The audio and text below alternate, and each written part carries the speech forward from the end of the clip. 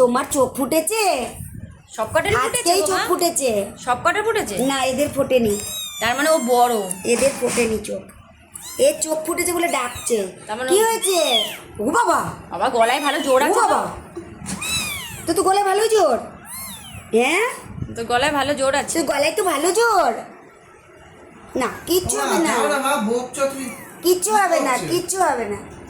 বড় হও তারপর যাবে। আমাদের বাড়িতে কেউ তাড়াবে না।